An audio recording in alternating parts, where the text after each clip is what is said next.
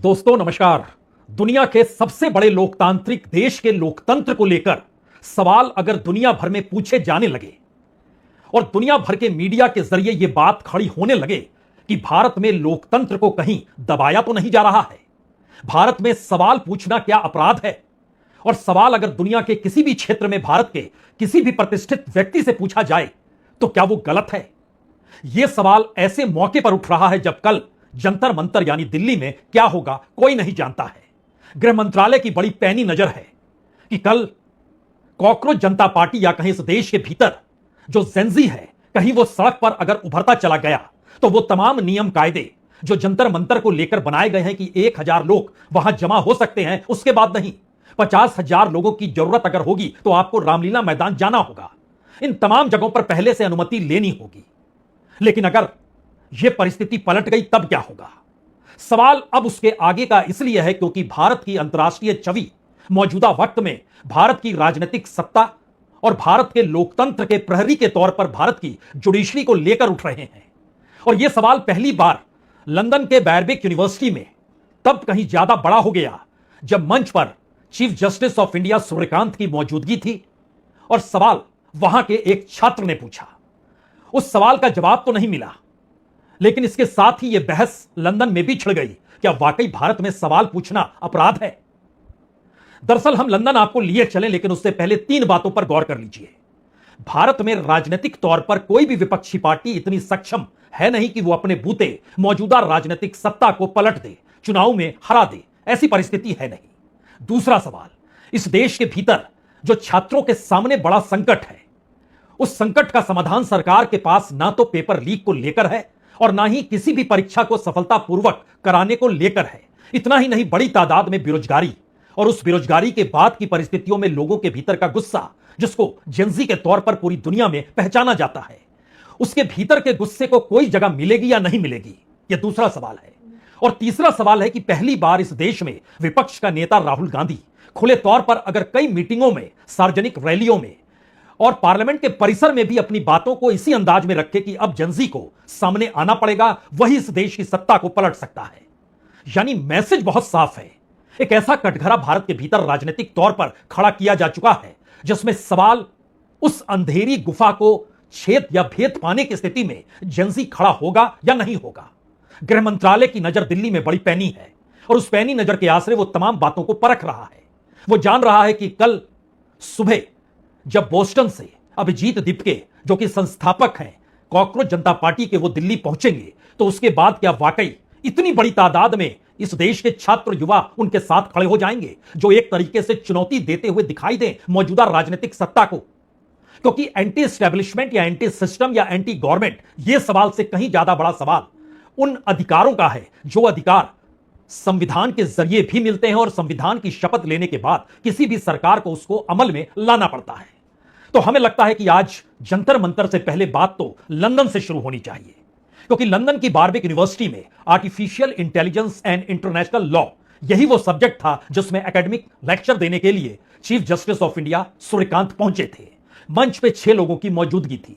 Moderator सवालों की इजाजत भी दे रहा था और उन सवालों की इजाजत के भीतर एक छात्र ने यह सवाल कर दिया कि भारत में असहमति के प्रति बढ़ती शत्रुता और चीफ जस्टिस इंडिया की हालिया रिपोर्ट में दरअसल यह प्रतिबंध या कहें यह प्रतिबिंब उठता है कि जो सवाल पूछे वो गलत है और आप सवालों का जवाब नहीं देंगे तो क्या भारत के संदर्भ में जो दुनिया का सबसे बड़ा लोकतांत्रिक देश है उसके अपने लोकतांत्रिक इतिहास को यह कमजोर नहीं करता है। यह एक ऐसा सवाल था जिस सवाल का जवाब चीफ जस्टिस को देना चाहिए या नहीं देना चाहिए, लेकिन एक झटके में मॉडरेटर ने कहा यह सवाल विषय से हटकर है। श्रोता जो बैठे थे वो खड़े हो गए। उन्होंने कहा यह कैसे, क्योंकि न्यायिक जवाबदेही पर बहस अगर नहीं होगी तो फिर आर्टिफिशियल इंटेलिजेंस का क्या मतलब बचेगा। और आर्टिफिशियल इंटेलिजेंस अपने तौर पर किसी देश के लोकतंत्र को अगर परिभाषित करने लगे तो फिर लोकतांत्रिक पहलुओं के तौर पर जो जुडिशरी की पहचान है, जो न्याय की पूरी परिभाषा न्यायपालिका के इर्द गिर्द घुमड़ती है, तो ऐसे में हमारे सामने तो सीजीआई बैठे हैं, उन्हें तो यह जवाब देना चाहिए। मॉडरेटर ने ना नुकुर की और कहा कि नहीं, ये नहीं हो सकता है। और इन्हीं सब परिस्थितियों के बीच शोर शराबे के साथ यह मामला रफा दफा उसी वक्त कर दिया गया। लेकिन 2 सवाल उस मीटिंग के बाद भी बैरविक यूनिवर्सिटी में उठे। उन 2 सवालों को लेकर वहां के अखबारों ने रिपोर्ट की और उन रिपोर्ट के बाद न्यूयॉर्क टाइम्स ने भी रिपोर्ट की और कहा कल जब दिल्ली में अभिजीत दीपके पहुंचेंगे उसके बाद सरकार का रुख क्या होगा, यह सरकार के लिए कहीं खतरे की घंटी तो नहीं होगी। इन सवालों को लेकर जो भी रिपोर्ट अखबारों के जरिए हुई उसने दो मैसेज और साफ कर दिए। पहला, पूरी दुनिया की नजर दरअसल भारत में जेनजी को लेकर है, छात्रों को लेकर है, युवाओं को लेकर है। और दूसरा बड़ा सवाल है कि भारत के भीतर भी राजनीतिक विपक्षी पार्टियां और उसमें विपक्ष के नेता राहुल गांधी भी जेनजी से ही आग्रह कर रहे हैं कि आप खुद सामने आइए। यानी पॉलिटिकल सिचुएशन भारत की कितनी वाइवल डाइवल है और दुनिया भर के भीतर यह बहस क्यों हो चली है, हमें लगता है उससे पहले जिस बारविक यूनिवर्सिटी ऑफ लंदन का हमने आपसे जिक्र किया उसका चंद हिस्सा आप देख लीजिए सवाल पूछते हुए, उसके बाद हंगामे का दृश्य भी। His Lordship made some very important points, I think, about the Indian track record of protecting democracy in the context of AI. We now hear from a number of legal observers within the country as well as internationally that there's a great deal of concern about growing hostility to dissent within India. And it does seem that this hostility is somewhat reflected in His Lordship's recent, very well publicized. With all due respect, I'm so sorry, I would not be able to take up that question since the topic is concerning artificial intelligence and international law. Yes, so sorry. I think when the respected speaker has I'm referred extremely sorry. I'm extremely sorry. and journalists and We'll have to cut it off. information. The biggest country on earth. Give us some respect, please. So, Treat your wife. No, please, please. Let's just call an end to this, can we? Thank you. तो क्या पहली बार भारत को लेकर जो अंतर्राष्ट्रीय तौर पर अलग अलग जगहों पर जो बहस हो रही है, जो रिपोर्ट छप रही है, उसमें कमजोर होती हुई लोकतांत्रिक कड़ियां हैं? और पहली बार चीफ जस्टिस ऑफ इंडिया उन्होंने ही बयान दिया था भारत के युवाओं को लेकर, बेरोजगारों को लेकर। बाद में स्पष्टीकरण जरूर दिया, लेकिन उसके जरिए ही यह शब्द निकलकर आया 15 मई को कि यहां का बेरोजगार युवा कॉकरोच है। और कॉकरोच शब्द दुनिया भर के मीडिया में अगर टटोलिएगा तो उसमें यह बात निकल कर आ रही है, क्या एक ऐसी परिस्थिति भारत के भीतर आ गई है जहां सीधे तौर पर सरकार और सत्ता से कोई सवाल नहीं पूछ सकता है? एक मंत्री के इस्तीफे का सवाल है, यहां के छात्रों का सवाल है, उनके भविष्य का सवाल है, पूरे एजुकेशन सिस्टम को लेकर उठती हुई परिस्थितियों का सवाल है। और अब तो यह बात पार्लियामेंट्री कमेटी तक चली गई, जहां पर पार्लियामेंट्री कमेटी के अध्यक्ष के तौर पर दिग्विजय सिंह, जो कांग्रेस के नेता हैं, उन्होंने कहा कि एक व्हाइट पेपर लाया जाना चाहिए। और छात्र इन सवालों को खड़ा कर रहे हैं। लेकिन उससे पहले एक दृश्य और इसलिए देखिए क्योंकि यह एक ऐसी स्थिति है जिसमें कल वाकई जंतर मंतर पे क्या होगा, यह सवाल बड़ा हो रहा है। हालांकि इन सब के बीच खुद अभिजीत दीपके ने जब वो अमेरिका से रवाना हुए तो उससे पहले उन्होंने जो सोशल मीडिया पर लिखा उसमें और जो शब्द कहे, उन्होंने वीडियो बनाकर भेजे, उसमें उन्होंने साफ तौर पर लिखा कि अपने भविष्य को संविधान के हाथों छोड़ता हूं, जय भीम। जय भीम शब्द जो है वो बाबा साहब अंबेडकर से जुड़ा है और बाबा साहब अंबेडकर और जय भीम के नारे के बीच भारत का एक बड़ा वोटर तबका चलता है जो दलित के तौर पर पहचान पाता है। यानी जय भीम के आश्रय संविधान का जिक्र और अपने आंदोलन के आश्रय छात्रों के भविष्य के साथ इस देश के एजुकेशन मिनिस्टर के इस्तीफे का सवाल। अब एक क्षण के लिए जरा उस परिस्थिति को समझने की कोशिश कीजिए कि आखिर सरकार की पैनी नजर इस वक्त क्यों है। क्या उसे लग रहा है कि राजनीतिक तौर पर इस देश के भीतर इसी तरीके से जंतर मंतर पर एक वक्त एक आंदोलन शुरू हुआ था जो उस वक्त की राजनीतिक सत्ता कांग्रेस थी उसके खिलाफ खड़ा हुआ था और उस वक्त आरएसएस के स्वयंसेवकों ने उस आंदोलन को बढ़ा दिया और परिस्थिति यह आई कि 2011 में यह आंदोलन जब पूरे तरीके से पनप रहा था तो 3 वर्ष के भीतर सत्ता पलट गई। दिल्ली के भीतर भी कांग्रेस हट गई और केंद्र से भी कांग्रेस गायब हो गई, बीजेपी आ गई। जो आंदोलन कर रहे थे वो राजनीतिक पार्टी बनाकर दिल्ली में सत्ता जरूर पा गए, लेकिन केंद्र की ताकत उनकी सत्ता पाने की नहीं थी, तो उनके कांधे पर सवार होकर बीजेपी सत्ता तक पहुंच गई। उस दौर में बहुत सारे अलग अलग कैरेक्टर्स हो सकते हैं, जिसमें एक बड़ा नाम उस दौर के सीएजी विनोद राय का भी लिया जाता है, क्योंकि उनके जरिए जो 2 रिपोर्ट उस दौर में निकल कर आई, वो स्पेक्ट्रम की रिपोर्ट थी, वो कोल माइंस की रिपोर्ट थी। वो पूरी स्थिति कितनी फ्रॉड हो गई, किसी को कोई दोषी माना नहीं गया। लेकिन सवाल इस वक्त तो आंदोलन का है, सवाल इस वक्त छात्रों के भविष्य का है, सवाल इस वक्त केंद्र सरकार की निगरानी का है, सवाल इस वक्त केंद्र सरकार के सामने जो कांग्रेस को लेकर है वो क्यों मायने रखता है। तो उससे पहले जब अभिजीत दीपके दिल्ली पहुंच रहे हैं तो किन बातों का जिक्र ये पार्टी कर रही है, कह रही है कि दरअसल आम लोगों और सुरक्षा एजेंसियों को असुविधा हो सकती है, इसीलिए एयरपोर्ट पर कोई नहीं आए। हम तो कानून का पालन करने वाले लोग हैं, इसीलिए ध्यान रखें कोई भी किसी तरीके की दिक्कत पैदा करने की कोशिश ना करे। यहां तक कि उनके प्रवक्ताओं ने दिल्ली में कहा कि हम शुरुआत से बार बार कही है कि किसी भी प्रकार का प्रदर्शन शांतिपूर्ण तरीके से किया जाएगा और कॉकरोच जनता पार्टी और यह आंदोलन किसी भी प्रकार की हिंसा का समर्थन नहीं करता है। भारत में कोई भी राजनीतिक दल हिंसा का समर्थन कभी नहीं करता है। और यह भी फैक्ट है कि छात्र जब जब सड़क पर उतरते हैं तो पुलिस की लाठियां उसे खानी पड़ती है, पानी की धार उस पर चलती है, और इन सब के बीच, लाठी और पानी की धार के बीच, आंसू गैस के गोले भी छूटते हैं। छात्र मार खा के वापस लौट जाते हैं। और बीते 6 बरस के इतिहास को अगर आप पलटिएगा 2020 यानी कोविड के बाद की परिस्थितियों से, उत्तर प्रदेश, बिहार, राजस्थान, मध्य प्रदेश, झारखंड, पश्चिम बंगाल, पंजाब, इन तमाम जगहों पर देश का जो पूरा हिस्सा है उसमें आपको आंध्र प्रदेश भी रखना होगा। कुल छात्र जो सड़क पर उतरे, उनके आंदोलन की संख्या जो है 1072 है। हमारी टीम ने बताया कि 1072 बार कोविड के बाद से इस देश में छात्र आंदोलन करने के लिए निकल कर आए। बेरोजगारी की तादाद करोड़ों में है। हर परीक्षा में शामिल होने वाले छात्रों की तादाद लाखों में है। यानी कोई मायने नहीं रखता और कोई पता किसी को नहीं है कितनी बड़ी तादाद में कल छात्र आ सकते हैं, या उन्हें रोका जाएगा, या उन्हें क्यों लाया जाएगा और रोकने की परिस्थिति कैसे बनाई जाएगी। ये तमाम सवाल अभी भी किसी सस्पेंस की तरह है। लेकिन इन सबके बीच हमें लगता है कि जिस बात का जिक्र अभिजीत दिपके ने किया, उनकी बात पहले सुननी चाहिए। उन्होंने क्यों मना किया कि आप सभी एयरपोर्ट नहीं पहुंचे? मैं देख रहा हूँ बहुत सारे लोग एयरपोर्ट के लिए आने को तैयार है, और मुझे नहीं लगा था कि इतना बड़ा रिस्पांस आएगा, इतना ज्यादा रिस्पांस आएगा। तो अभी मैं आप सबसे रिक्वेस्ट करता हूँ कि प्लीज सभी लोग एयरपोर्ट ना आए, क्योंकि हम नहीं चाहते कि हमारे वजह से किसी को कोई डिफिकल्टी हो, किसी को कोई प्रॉब्लम हो। We don't want to create any kind of inconvenience to people और टू द सिक्योरिटी फोर्सेस। तो मैं सब आप लोगों से अपील करता हूँ कि मैं एयरपोर्ट से पार्लियामेंट स्ट्रीट पुलिस स्टेशन जाऊंगा, तो तब तक आप सभी लोग पार्लियामेंट स्ट्रीट पुलिस स्टेशन ही आइए, एयरपोर्ट पर मत आइए, because we don't want to create any kind of problem to the people. यानी बात सिर्फ सोशल मीडिया तक नहीं है।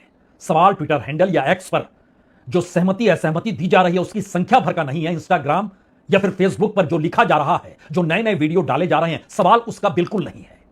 यह सवाल इसलिए गंभीर है क्योंकि पहली बार सीबीएसई की परीक्षा को लेकर परीक्षा देने वाले छात्रों ने ही उन धागों को खोल दिया जिन धागों को भारत का मीडिया सत्ता और सरकार के लिए बचाता रहा। इस देश में मीडिया को जगह नहीं मिली, या मीडिया ने जगह नहीं दी कि आखिर छात्रों के सामने कौन से मुश्किल हालात हैं। कमोवेश यही स्थिति नीट के पेपर को लीक लेने को लेकर हुई। क्या एक कल्पना की जा सकती है, 1 2 नहीं 6 छात्रों ने इस दौर में नीट की परीक्षा देने के बाद खुदकुशी कर ली। कोई कह रहा है कि हम दोबारा परीक्षा की तैयारी नहीं कर सकते हैं, कोई कह रहा है कि हमारी परीक्षा बहुत शानदार हुई थी, दोबारा कैसे देंगे। कोई दे रहा है कि दरअसल कर्ज में डूबे हुए माता पिता और कर्ज में पढ़ाई करने की परिस्थिति अब और लंबी खींची नहीं जा सकती है। हर किसी के मुश्किल हालात, और ये देश के अलग अलग हिस्सों का, यानी ऐसा नहीं है कि सिर्फ किसी एक प्रदेश भर की ये कहानी हो। लगभग 36 घंटे पहले आकांक्षा चतुर्वेदी जो मध्य प्रदेश की है, जो नागपुर में रहती थी, उसका सुसाइड लेटर भी आया, जो माता पिता को लिख के कह रही है कि बहुत मुश्किल है दोबारा परीक्षा की तैयारी कर पाना। उसने खुदकुशी कर ली। प्रदीप मेघवाल जो राजस्थान में कर्ज में डूबे हुए, 11 लाख रुपए कर्ज लिए। आकांक्षा चतुर्वेदी के माता पिता ने भी कर्ज लिया 6 लाख से ज्यादा का। ऋतिक मिश्रा उत्तर प्रदेश के हैं, भाग्यश्री कर्नाटक की है, सिद्धार्थ हेगड़े गोवा के हैं, अंशिका पांडे दिल्ली। इन तमाम लोगों ने खुदकुशी की।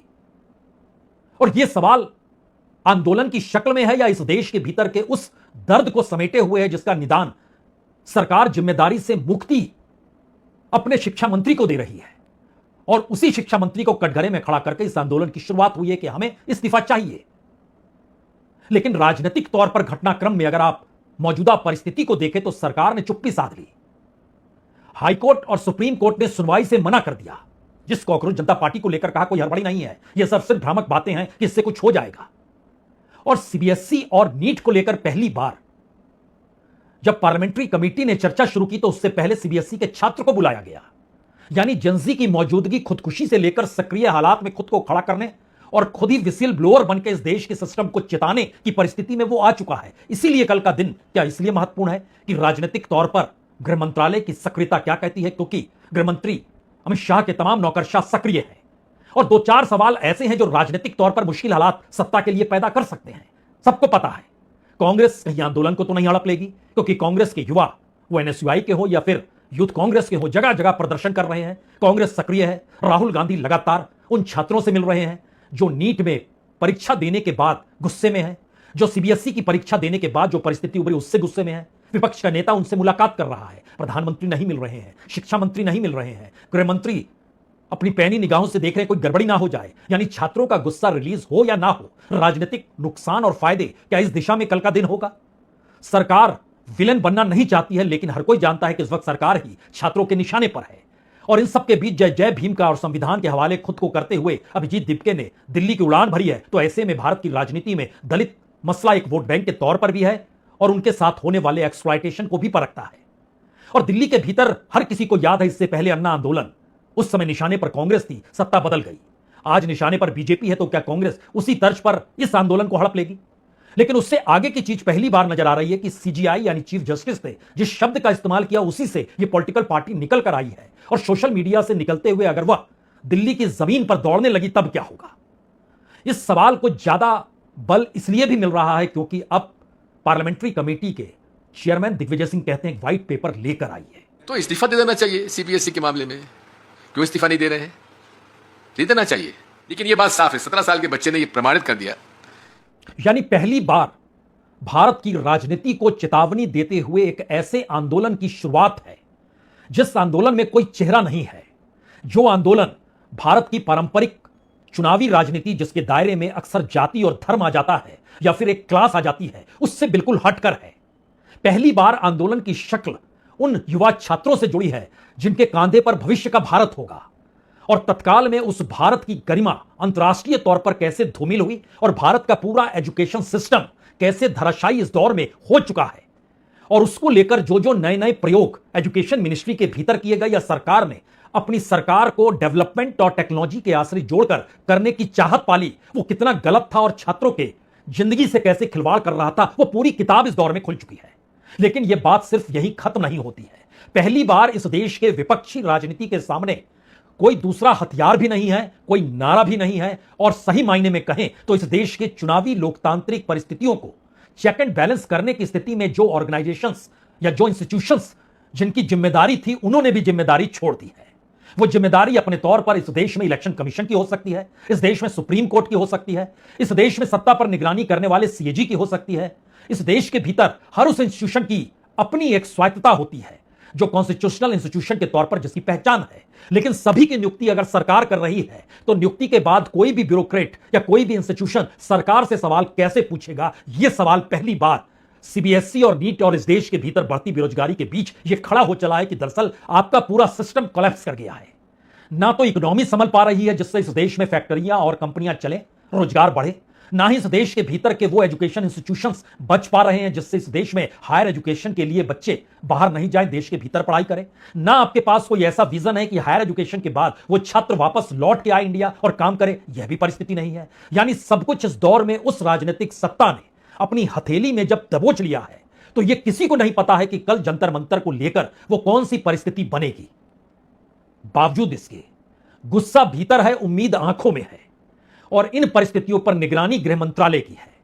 लेकिन इसकी आहट का एहसास मौजूदा वक्त में राजनीतिक तौर पर, सामाजिक तौर पर और आर्थिक परिस्थितियों से भी जाकर जुड़ गया है, जहां पर इस देश की गवर्नेंस को लेकर सवाल है, इस देश को कैसे आगे बढ़ाना इस विजन का सवाल है। और सबसे बड़ी बात है कि वह तबका जो अभी तक पूरे सिस्टम में सिर्फ और सिर्फ देख रहा था, पहली बार उसकी सक्रियता पार्लियामेंट्री कमेटी के पास जाने की है। पहली बार उसकी सक्रियता विपक्ष के नेता के साथ बैठकर हकीकत बयानी करने की है। पहली बार उसकी सक्रियता इस देश के एजुकेशन मिनिस्टर के इस्तीफे मांगने को लेकर है, और पहली बार उसकी सक्रियता कल जंतर मंतर पर नजर आने वाली है। इंतजार कीजिए। बहुत बहुत शुक्रिया, बहुत बहुत शुक्रिया।